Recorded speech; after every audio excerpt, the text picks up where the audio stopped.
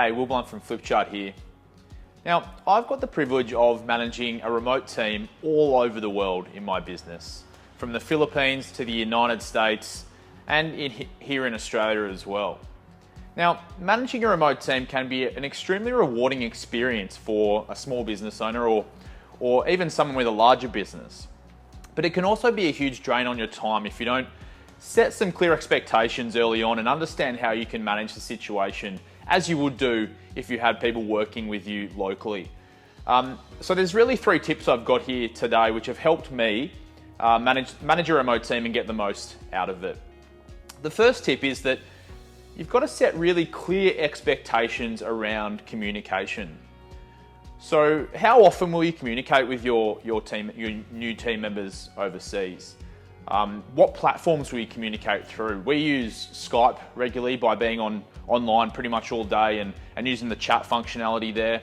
But there may be some other tools you can use to achieve the same thing, such as Slack or email if that's what you choose to do.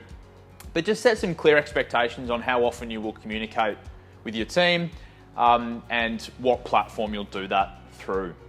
The second tip is to provide adequate training for your new team members.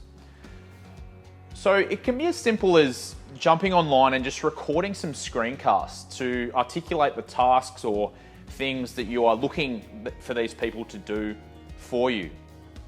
I use a tool called Snagit, and we have a library now of almost 100 training videos for our remote team.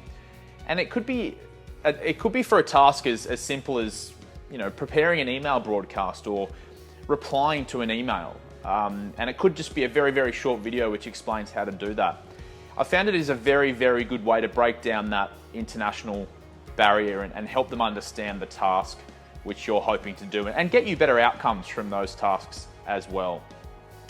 The third thing, and this is an interesting one that I think a lot of people overlook, they'll get the communication aspects fairly spot on and they'll provide the adequate training that they need to get the tasks done. But there'll be a little bit of a disconnect in this third part, and that is to be generous. So the reason I say that is that just because your team is remote from where you're living doesn't mean that you don't treat them with the same respect, motivation, and generosity that you would do with a team member who's locally. If you've got the opportunity, provide them with training courses to help them achieve their own goals. Give them all of the the bells and whistles of a local employee, such as leave if they would like to have that time with their family and friends.